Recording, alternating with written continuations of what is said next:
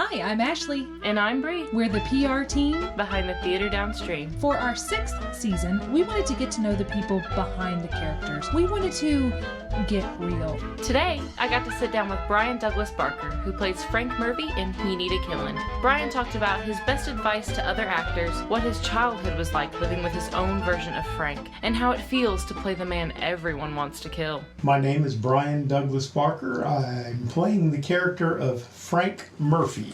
What is your day job? I am a union sheet metal worker for the local 110 sheet metal union. How long have you been there? 22 years, 20, around there. What do you like about the job?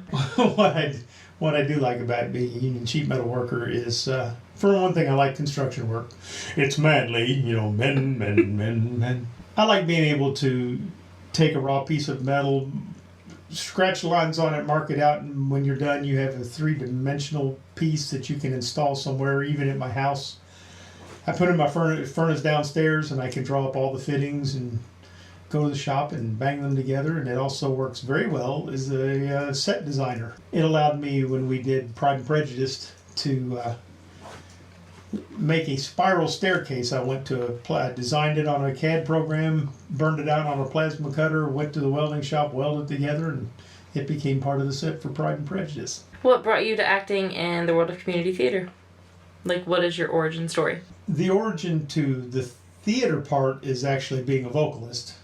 When I was young, when I say young, 8, 9, 10 years old, I used to sing all the time and sit in my little closet with my record player and my little 45s and pretend to be a DJ in a closet. But I did come from a broken home, and we moved a lot. And after my parents divorced, I went to a little school called Myers Middle School in Louisville.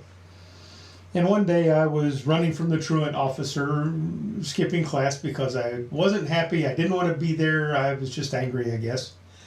And a teacher reached out and just grabbed me. And when the truant officer came up, she says, "There you are. I've been looking all over for you," and looked at the officer and said, "I'll take care of this," and he left. She took me in the choir room. I hadn't sung in a choir before.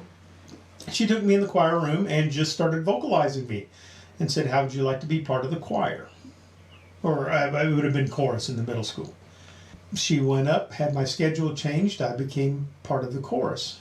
And at that point, we, even in middle school, had a barbershop quartet. We had some a cappella singing, other a cappella singing.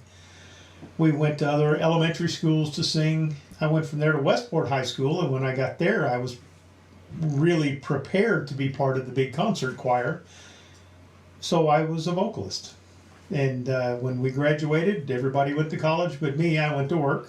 I needed an outlet, so I sang in a lot of churches. And somebody said, "Man, you need to go to Iroquois Park," because they do a summer theater program. And Iroquois Park Players, it was an outdoor amphitheater back then, totally outdoors. And not only did I sing and perform there, but I also danced. I was one of the male dancers for 2 summers. And that kind of led into doing theater. I needed a place to socialize, a place to go when I wasn't working, and I did musicals. Now we do more and more what we call straight shows, which are non-musical shows. So when people say, you're an actor, I always fall back and say, no, I was a vocalist, but I also act and I dance. So do you remember the first show that you auditioned for, the first show that you did with Iroquois? It was Hello Dolly, the summer of, it was 82 or 83. I want to say 82. I graduated in 82, and it was that summer, I think. It might have been 83. Anyway, Hello Dolly and Sound of Music were the 2 shows that they did that summer. When did you start going to other theaters and dabbling in that? Well, I had done one called Heritage Theater before that. In high school, we did Once Upon a Mattress. And out of high school, there was an organization called Heritage Theater that worked out of the Jewish Community Center. And they were also doing Once Upon a Mattress. So I felt familiar with that show. I went and auditioned, got a different role than I had in high school. And they said, "Man, you really need to go to Iroquois Park." Now, back then, Bryan Barker looked like, you youngsters won't remember Grizzly Adams. I had a lot of hair and a lot of beard. I rode a motorcycle even in the wintertime. I wore denim and big riding boots. And I went to the No Middle School, which is where they were having auditions for Iroquois Park. And it was October, it was in the winter. I remember it being really cold. And I sang, and they liked my singing. And they said, if you're interested in one of these roles, and there was a particular role that I was wanting, they said you had to come to the dance audition. So I came back after lunch, and here's all these people in their leotards and dance shoes, and I'm in my motorcycle boots and denim and long underwear and things like that. But there's a thing called the Waiters Gallop in Hello Dolly, where the waiters, it's toward the end of the show, and there's dialogue, and the waiters do this dance routine. There's dialogue on the other side of the stage, the waiters do. At the end of that, the waiters all have these trays, and they do like 32 or 35 leaps straight into the air with their tray in their hand. Well, here was all these dancers from Youth Performing Arts School that about leap number 20 were dropping like flies, and I was still up in the air hitting the ground. These Red Wings I was wearing on my feet were heavy, and boy, I would jump and they would hit the ground, and these necklaces I had around, were jingling and jangling, and they were laughing at my face because I was not a dancer. But that summer I was cast as a dancer at Iroquois Park. And I was also big enough to lift the people. I mean, some of these guys could dance. They had learned to dance at White Pass, but you take a girl and you have to do lifts over and over and over again and pick them up and put them in the air and whatever, and I was big enough to do that. Do you have a dream show or a dream role? Yes. My favorite role, gosh, I've had so many good roles. I've had so many, there's been a lot of great roles. But the music in The Scarlet Pimpernel, that is a great show for guys. I was in the chorus of that show one time, and I was also the Scarlet Pimpernel in a different performance years later. And I really liked that music. But I would tell you that there's a show called Little Abner, and there's a character called Marion Sam. Now, to tell you the truth, I don't know that my physical characteristics would, I'm too tall or whatever, but I really like his part, and yeah, that one. But like I said, for me, the one that fits me the best is the Scarlet Pimpernel. Do you have any other hobbies or hidden talents? I do farm cattle and chickens, so I enjoy doing that. I used to love working in greenhouses, but I guess my biggest hobby now is building the set. Since after the first season, I think at the Theatre Downstream, predominantly been the set designer and builder. I have a wonderful crew of people that come and help me, and we play music and we go to work building the set, and we have a good time. And if we've got time, we leave for lunch. If we don't, people bring us lunch. And so if I have a hobby other than theater, it would be specifically the set construction piece of theater. Why do you like set construction so much? It's something that I know how to do. I like the people that I'm working with. I mean, if this was a dance rehearsal, I would enjoy it because I love the people I'm working with. It happens that set construction gives us a reason to be there. I like working with tools. I like creating something. And we don't really design the set as much as we look at this pile of stuff that we have and we say, okay, how can we make this into a set? So we break out all kinds of wonderful routing tables and table saws and whatever. And there's, the majority of this, 90% of the set's easy. It's all these little bits and pieces that really bring the set to life. But that's the challenge that my crew and I have that we really like to figure out. What makes acting so appealing to you, or why is it something that you can't not do? I don't know that acting is something that I can't not do. I really enjoy singing. I enjoy dancing. I can't say that it's something I can't not do. You're asking me at two different times. There's two things. You have Bryan Barker, who's sitting here in front of this microphone, and you're asking me, and I'm contemplating all the set that I have to build, and we're busy at work because it's summer and we work on a lot of schools that are out. But on audition day, I'm like a cat in front of a laser pointer, and the game is on. And you go in there and you do the best that you can do. I'm not always great at a cold read in an audition.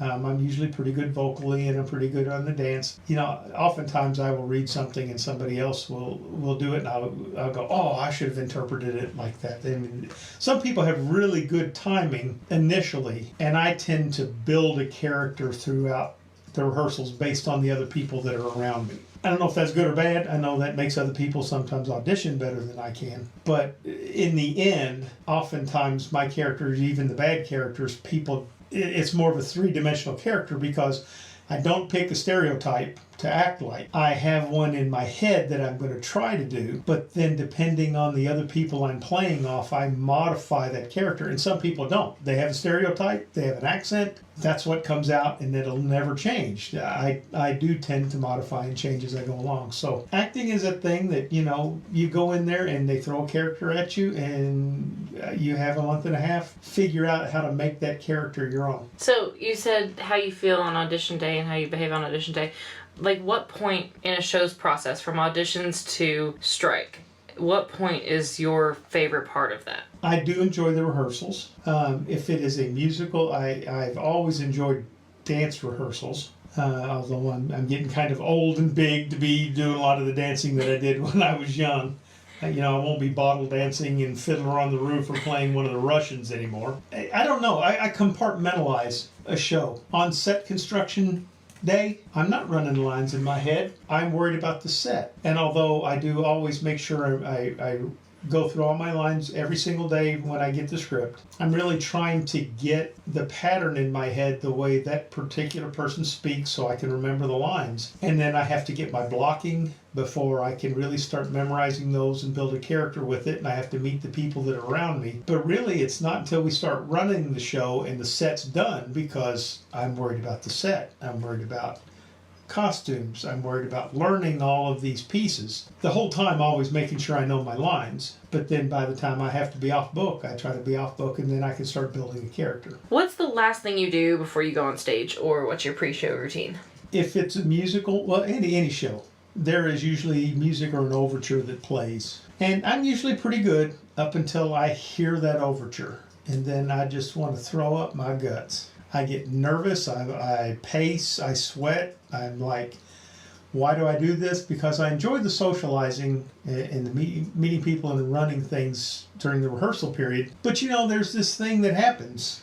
There's a performance at the end of all of that. And at that moment before, I guess I have all that adrenaline building up, and you're standing still, and it's not happening yet. So I get sick to my stomach. But once you clear the leg, once you walk out from behind the curtain, you start burning energy, and there again, the game is on. You're out there and you're playing the character. And if you practiced and if you rehearsed, you will go out and that character will come out. If you piddled around and didn't memorize your lines, you're in for an exciting night.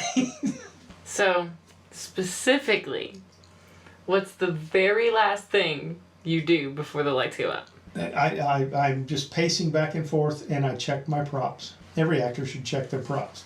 Don't trust anybody. Somebody will move them. Has there ever been a show where you really wanted a part and you didn't get that part? At any theater, or are we specifically talking about the Theatre Downstream? Anywhere. How many shows has the Theatre Downstream done since its conception? I think 15. Out of those 15 on audition day, I have probably written down 3 or 4 times where I was actually interested in a particular role. The rest of the time I write down, I will accept any role. Lack of men means usually I get some role somewhere, because we always need men to come and audition. But there was a specific time they were doing Mary Poppins. Now I was very excited about Mary Poppins because, like I said earlier, that I like dancing. Mm-hmm. I like to do rehearsals and whatever. I really like to dance, and Mary Poppins was a big dance show. There's just tap dances, and the character Bert not only dances and tap dances, but they rigged him, and he was going to fly. They were going to put him up and he dances on the ceiling. Now, as a rule, I wouldn't have told you that Mary Poppins was a show that was on my list of, I've got to get this in, my bucket list. But it was a big dance show, and I did really enjoy the prospect of being able to do that. The problem was the rigging had a weight restriction on it. And I was about 50 pounds heavier than the weight restriction. So in the months leading up to the audition, I lost 60 pounds so that when I went to the audition, I would be eligible for, you weren't even eligible to audition for Mary Poppins or Bert unless you were within these weight limits. That wasn't because of anything that Theatre Downstream said. That was the company that supplied the rigging. Right. There was a weight limit for the rigging to be safely worked. And I was way outside the limits until I lost 60 pounds, and I was 10 pounds under the limit. I went to a lot of trouble to just be eligible to audition for that part. Well, we do the audition. They picked a Mary Poppins, they picked a Bert, and I got the father. And I will tell you that I was disappointed, but everybody's disappointed. You audition for a show you wanted a part, or you wouldn't have auditioned for the show. So it's kind of the nature of the beast that we go to auditions and sometimes we don't get what we want. When I look back, I got the role that I should have had. I was cast perfectly correct. It was a wonderful, wonderful woman that I played opposite who played the mother. He was the only character in the whole show that never danced in the whole show. They added a little waltz with his wife at the very end just so I couldn't say I didn't get to dance at all. And I do remember the next day I went in, I had my script in my hand, I sat off to myself, and I pouted. One of the directors walked over to me and she said, "Did we offer you the role as the father?" I said, "You did." She said, "Did you accept the role as the father?" I said, "I did." She said, "Then quit pouting and get up there." And then at 54 years old, I had to remember that, sometimes we still act like a child, and I didn't get what I wanted. And it didn't mean, I still have to build the set, I still have to perform, I accepted it. If I didn't want to do it, I shouldn't have accepted the role. And I did accept the role and had a great time, and it was a great role. So, some of the children, some of the women that come and do community theater, not just the Theatre Downstream, it's pretty much all over. They go to auditions all the time and get nothing, not even in the show, not even the opportunity to come and work with other people because there's so many of them and men. So I guess I kind of got spoiled that I would get something. And, I have a pretty good resume, so usually if they don't have somebody, I can play the bigger roles. So sometimes I get bigger roles just for lack of sometimes somebody else being there. Well, Ashley Raymer-Brown and Kevin Whitt were directing the show. And I happened to be married to Ashley Raymer-Brown, and I still didn't get the role. And she was at the house hearing me downstairs on that treadmill running 16 miles a day trying to lose 60 pounds. But you know what? It didn't matter because on audition day, it was about who they thought with the people who auditioned would make the best Mary Poppins, make the best Bert, make the best every character. Right. I was the best father in the show. And that's the part that I got because that's the part they saw me in. So nepotism and it just really hadn't gotten me anything. My wife's going to be fair no matter what that I've ever been able to see, which is, what I like about her. What I don't like about a lot of theaters is that, sometimes things aren't as they seem on audition day. And at the Theatre Downstream, if you write down you're interested in a role, even if you shouldn't be, you're not be even wanting that character. If you write down you're interested in a character, they will let you read for it. I will give an example of that years ago, I didn't even, I auditioned for Arsenic on Old Lace. And they had, I don't know that I had known Jillian Stein before this. Might have known her, but not done much theater with her. And Jillian auditioned for the police officer in the show, which in the movie version and whatever is a man. The period that it was done, a police officer would have been a man. And she auditioned and got the role. And I remember thinking in my brain, boy, that was a bad casting. And it had nothing to do with Jillian. Jillian, if you hear this, I love you, baby. My brain would have never even conceived of a female playing that role. And after she played it, I thought, man, that was perfect. She did a great job. Fortunately, I don't get the cast because I would have passed her up and looked for somebody else because I don't have the ability to see these things in a person. Ashley does.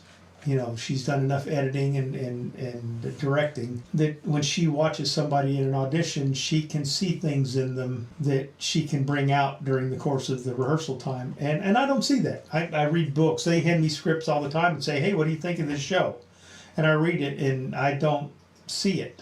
I don't see it until I build a 3-dimensional set and we start moving around, and then I can build a character. Let's talk about He Needed Killin. How would you summarize the show? It is about a man would use the word camaraderie. I don't know that's a word women would use about a group of women. But I would say it's about the camaraderie between women who live in a neighborhood who all have issues in their own right, but they're specifically worried about someone that they think is in danger who's a good friend of theirs because she is living in an abusive relationship. Though they all sit around a card table and talk about what should be done about something, they're all decent, respectable women, except maybe Joan. Wouldn't really do anything about it except support each other through whatever. And certainly Louetta's not the only one with an issue. She's just the only one with an issue that might have her in danger. There are other factors that go on in the show that it's not until Act 2 that you realize you've actually been giving a lot of information in Act 1 that you didn't pay attention to. When you get to Act 2, you go, oh yeah, they mentioned that, and you don't realize. So listen close in Act 1 because it'll certainly help you catch on to what's happening in Act 2. It has all been foreshadowed before you get there. And then by the end, there is certainly the insinuation early on that these ladies would like to do something to Frank, but it happens that there are other characters in Frank's life that are also going to affect the end of this show. Anyway, I'm not going to tell you the end of the show. It doesn't say he gets killed, it just said he needed it. So let's see what happens. Do you have a favorite line or scene? Well, certainly the opening scene sets a tone for the character, so I like that. Frank comes on stage 4 times during the course of the show. One is the introduction to the character. One time he comes in to intimidate the ladies and to put his wife down in front of all her friends. The third time he comes in drunk, so I would tell you I think I kind of like the drunk scene only because I only played a drunk one time before. I don't drink. I managed to go 55 years and never drank a drop of alcohol. 8 years in the Navy. My dad was an alcoholic and I still never drank anything. So I don't know what I would act like as a drunk, and I don't think I'd like to find out. But I do like there's a little piece between Frank and Dylan where I don't know, it's just a comment where he uses what he thinks in his alcoholic state, a big word, and when she says, excuse me, she understood what he said, but he just gets sarcastic and he says, oh, was that too big a word for you, the bad guys? Who are they? It's just the arrogance of this character who just thinks he's so far above and beyond all of these people that he can look down and walk on and stomp on the feelings of all of these people. And I think the uncomfortable part of this show will be 1 in 10, if not 1 in 5 people in this audience are going to know Frank. Mm-hmm. Frank was their dad or their uncle or a neighbor. And I know at the end of this they're going to come up and say, hey, did you know so-and-so? Did the writers know so-and-so? Because I know Frank. My father was Frank, and there's a lot of lines in this show that are directly out of my life and reference the abuse that I watched my mother take. And like I said, there's going to be, I think there was even an issue early on that we may lose some people early on in this show because we're going to upset them. The Theatre Downstream does a lot of family entertainment, but that doesn't mean that it can't be serious topics. So the thing will be to lighten it up so people can see how people handle these serious topics. If y'all hear Darth Vader coming in, it's my cat. He's had a perpetual sinus infection forever. So I'm going to pat him on his head. He made an appearance at Michelle's as well.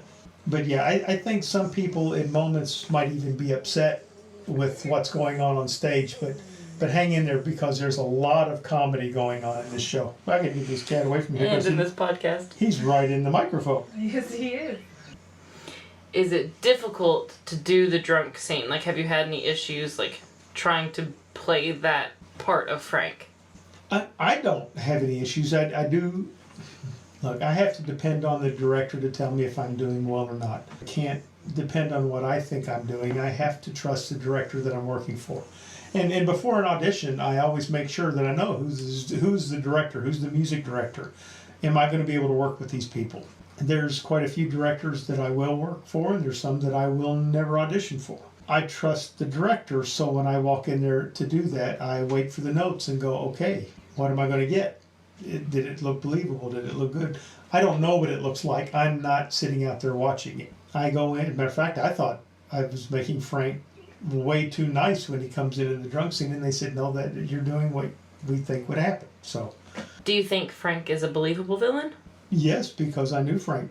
Okay, what do you mean? Do you want to elaborate on that? Yeah, I mean, his name wasn't Frank. It was my father. I knew Frank. It wasn't enough that he would belittle and degrade his wife, but that he would wait till she'd be in front of family or somebody, that he could do it in front of somebody else. He got a specific pleasure.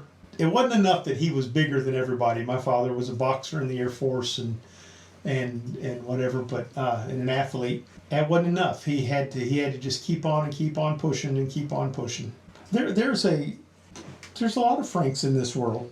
You know, I like I said earlier, I think at least 1 in 10 people are going to have an ex-husband who was Frank. Mm-hmm. And they're not always men, too. Or they're not always men. So I think a lot of people, if they don't relate exactly to Frank, they're going to relate to some of the things Frank does. Mm-hmm. Who in the show do you think is most like their character? Joan. Why is that? Either Joan is the most like her character, or Michelle playing Joan has just made that character her own. Who do you think is the least like their character? I would tell you that Laura, I think, is the least like her character. Laura playing Melissa. We were at rehearsal, and she was standing over across the stage, and I looked at her, and she looked super pale, like white, and she looked so scared. And I called her over to me, and I was like, "Are you okay?" And I was like, you don't look bad, you just look nervous and anxious. She goes, "Oh no, that's just Melissa." And then we have to interact on stage at one point, and she goes, "I'm just a ball of anxiety." And I said, "Laura is or Melissa is?" And she goes, "Melissa is." I was like, okay. Which actor in the show do you think is going to blow people away? One of the things I can tell you about a lot of Theatre Downstream shows versus others, it is certainly an ensemble piece. I think everybody is doing such a great job with each of their piece of that, and that piece looks really good in contrast to the other piece. So I don't know who is going to blow away their character, because to me that would upstage everything that's going out on stage. I think everybody working together is doing such a great job in this show, because it takes all the characters. Mm-hmm. If everybody acted the same, or if one person really stood out way greater than the rest of them, well, then that would kind of steal the focus. The interesting thing is the plot line and the story of the show. You will stay focused on that because all the actors and actresses are being directed to keep you focused on what's going on in this show. So you talked about how Frank is a believable villain. What is it like to play a villain versus playing people that, the audience loves to hate, or playing the one that is charming and everyone likes him? What is it like to go to the other side of that? Well, I know you'll find this hard to believe that I often get the villain role, because I guess that just comes across at the audition. What's interesting is I have played a lot of villains that people have come away from the show and sympathized with. I played Billy Bigelow, who's actually the villain, the bad character in Carousel. He's the lead role, but he's a bad guy. There were people who walked away and sympathized with him. I played Judd in Oklahoma one time and got a write-up in the Lexington Herald that said Bryan Barker put the theater back in this musical theater show, because usually musicals are they refer to them as putting on the hits. They don't really focus on the characters, because I've usually got away with taking even a bad guy and you finding that's something decent in him. This is the one role I've ever seen where the bad guy has to be a bad guy. The title of this show is He Needed Killin', because he needed killing. When we did the first blocking rehearsal, of course, the opening scene of Act 1, the majority of the show takes place on the main stage, which is the house where all the ladies get together at Ruth's house. But there is one scene done on a pod, stage left, that is Frank and Louetta's house. He comes in a normal evening coming home, but by the end of it, he gets abusive. Well, I was doing that by being abusive, but I'll tell you this, I never read the italics. You have a line that tells you what you're supposed to say, and then the writer writes, the description of what they're supposed to be doing. I didn't read any of that stuff. I was just reading the lines. Ashley goes, now you're supposed to take that plate of eggs and dump it on her head. And I looked down at the italics, and it's told me that from day one. I just never read it. As I went to gesture doing it, I thought, what an ass. And I looked at her and I said, these people are going to hate me. And she said, yeah, they're supposed to hate you. You're the bad guy. And the reason it struck a chord with me when I did that is I've seen that happen in my own home. Mm-hmm. Not my home, my father's home. And I thought, if I'm doing that here, and I've seen that as a child, there's people in this room who have seen that. And then I told Ashley, I said, my mom can't come see this show. There would be too much. She might have PTSD seeing what goes on the stage, and it might upset her. I don't want to say it that way because this show has so many funny moments and other supporting things. But yeah, there are certainly some moments in this show that are going to strike a chord. Which actually leads me into my next question. What do you think your audience will be thinking on their way home? What do you think that they'll be thinking when they get in the car after the show? I do think they will be discussing, didn't that seem just like so-and-so? And they'll be they're going to be putting names. We call him Frank. They're going to be discussing who Frank is in their life or who they saw of Frank. They're going to see some of these women and they're going to talk about the individual characters. Every one of these women is a totally different character. Just because they hang out together doesn't mean they're the same. They're all totally different. So I think people are going to walk away and say, man, that was a good show. Beyond all of that, I think they're going to be this show has a bunch of issues in it. There's legal issues and there's abuse issues and there's, one person who has faith in her family no matter what. There's going to be something that everybody can tag on to in this show and discuss and talk a half hour just on the topic, on that one topic, and be able to jump to the next. And I think they're gonna know when they left that it was a good show. But I think they're gonna wake up the next day and they're gonna say, man, I need to tell somebody to go see it because so-and-so we know, you need to go see the show. It's good therapy for a lot of the people in the cast to do this show. So I asked the others this, but I think I want to rephrase it for you. We were asking who is a celebrity that you would like to see tackle this role, but I don't think anyone would like to see that. Who would you cast in this role if it was a movie? Oh, well, a young Anthony Hopkins, I think, would play the role very well. Gary Oldman, I think he could play the role very well. I think he plays every role very well. So certainly a modern show. Any theater could do it. It's, for the most part, a one-room, but you could do this at a smaller theater. What do you consider to be your strengths and your weaknesses when it comes to the stage? My strengths? I am referred, gosh, I'm tooting my own horn. I'm referred to as a triple threat or a Renaissance man. I can sing, I can dance, and I can act. I can do costumes. I can make costumes. I can build sets. Pretty much done everything at one point or other that has to be done on stage. My weakness, I'm overweight and I'm getting old, which works for some roles. But considering that I want to dance on stage, I think I play the roles well and I do a good job with the roles. But I just think I look big. Do you have anybody who you look up to as an actor or singer, writer, director, whatever? Ashley Raymer-Brown. Are you saying that because I'm in the room? I'm not saying that because you're in the room. I'm not saying that because I'm married to you. Because I could go off and do theater somewhere else. I could have danced around that one. Ashley has edited a lot of film. So she knows what she's looking for. She has an image in her head. She, in the old movies, they used to, hold their thumbs together like a little goalpost, like they were trying to picture what it would look like on screen. As a director, even when we have dual directors in these shows, some of the other directors will do more of the big picture, here's how we're going from scene to scene. The actual scene work, where we work each line and make sure that we get it out, Ashley's the one who sits down and really works the scenes. She knows about the interpretation. She knows what she wants. She knows what's going to look good on film. She knows what the audience is probably going to focus on at that point. she knows when they're going to be looking at the background, and she also directs background actors. I've had some directors that are great with leads and terrible with chorus. I've had some that are great with the chorus, big, massive choruses. They could march across that stage and they can't work with the leads. She knows how to work with them. As a writer, I've seen, I have built sets for a number of shows that she's written. Keeping Up with the Kennedys, The Other Side of the Street. We did a Night of One Acts. There's just numbers and numbers of shows that she's written. So as a writer, even as a singer, we actually competed one time in a competition, and she beat me in a music competition. Let it be known. I couldn't believe it. I couldn't believe it. But no, I can't believe it because she did a great job.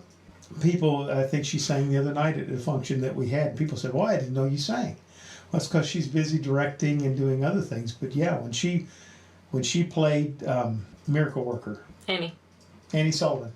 I mean, I've heard of theaters that had to go out of town and pay professionals to play the role of Annie Sullivan because they couldn't find any locals to play. It's a hard role. It's a lot of memorizing. It is a super hard role to play.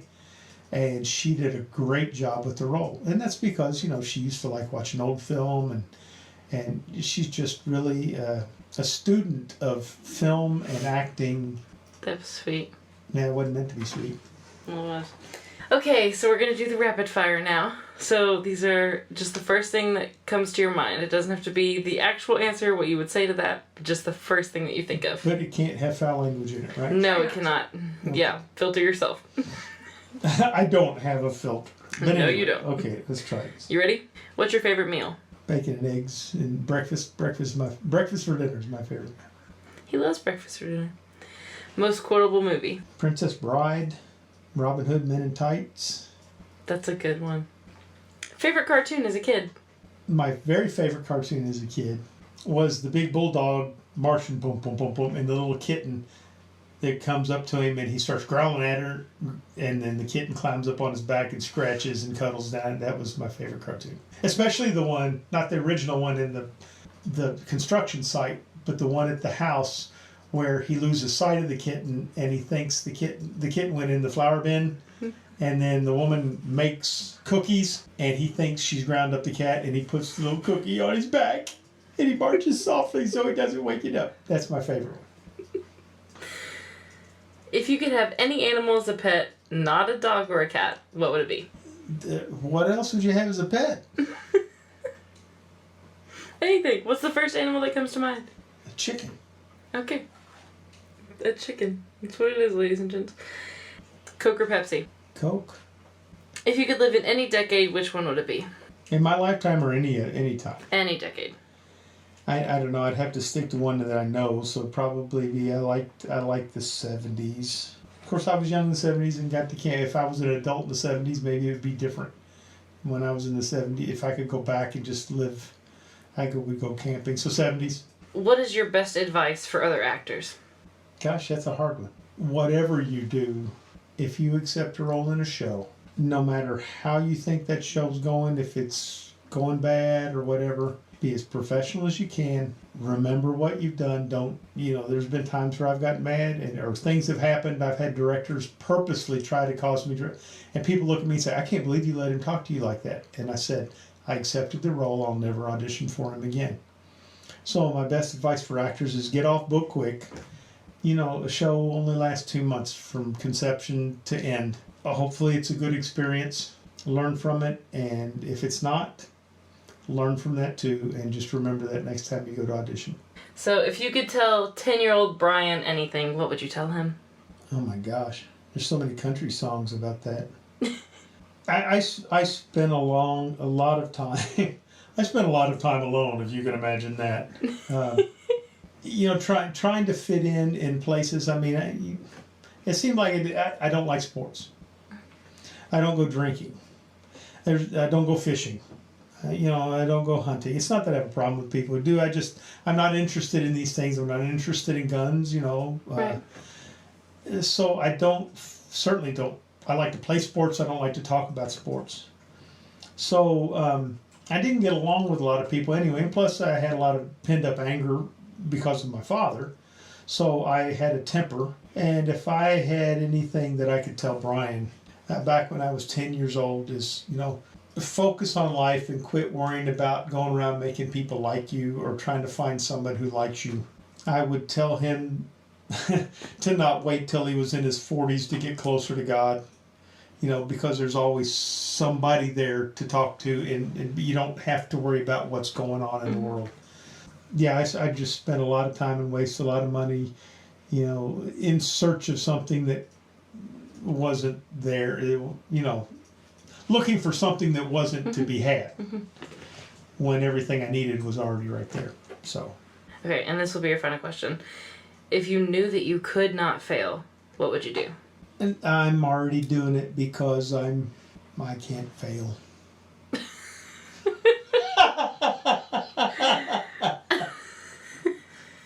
Why should people come see this show? Of course, there's always the generic, support your local theater. This is the first time this show will have ever been seen. So before auditions, copies of the script were made available to people who might be interested, because who wants to audition for a show they've never heard of or never seen?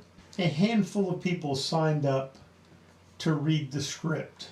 Once they had read the script, word got out and more people signed up. They wanted to see the script, and more people and more people. So there was an excitement just to come to the audition from reading the script. I think that you'll certainly be entertained by the show. It's a wonderful show on serious levels and on funny levels, and I hope you'll walk in, and when the curtain opens, I think you're going to be wowed by the set. When people go to community theater, they don't see, this kind of set. So I think people will really enjoy the show on many, many different levels. Well, thank you for coming on Getting Real with us, Bryan. Can I put my clothes on now? Yeah, I guess so. Join us next time for our conversation with the co-writer of Needed Killin, Rebecca Raymer. Rebecca shares what brought her to the world of writing, what it's like to co-write a play with her daughter, and her first experience with costuming. Needed Killin opens July 26th and runs through August 4th.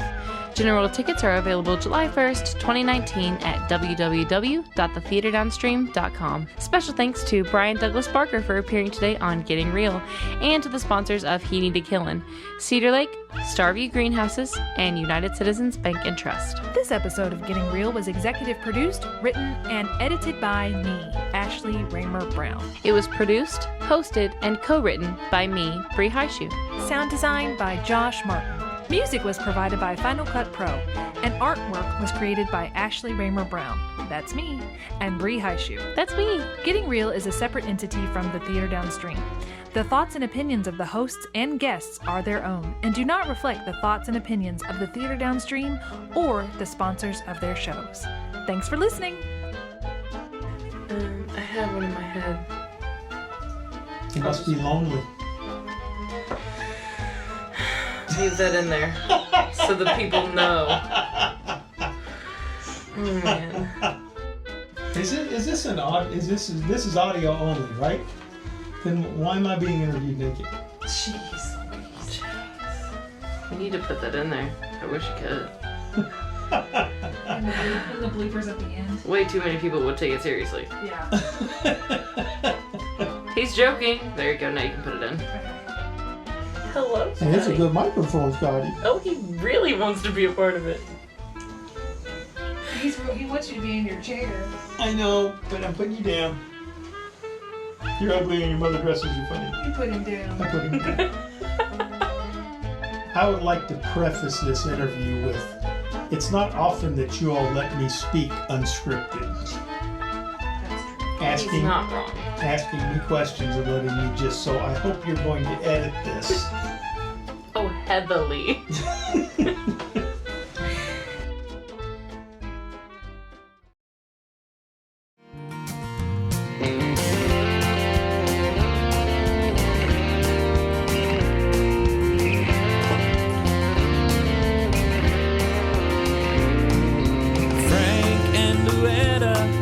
An unlikely pair, they were as different as can be.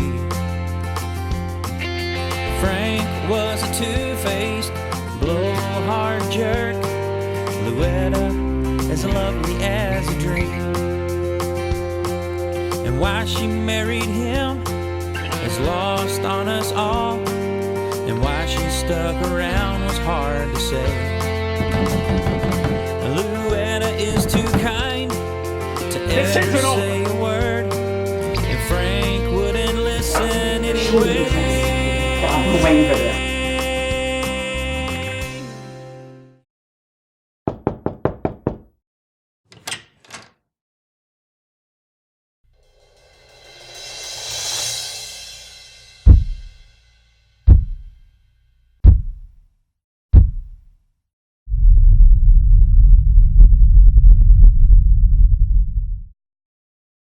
Let's go. You can do this. Get rid of this guy once and don't rush me. Because ladies in the South, they keep to themselves and try to maintain their dignity. But when push comes to shove and the chips are all down, they might just commit a felony. Yes, they would. He needed killing, even if no one was willing. But things have a way of working out, and he needed killing, and killing's what this show is about. You know that things have a way of working out. He needed killing, and killing's what this show is about. Yes, he needed killing, and killing's what this show is about.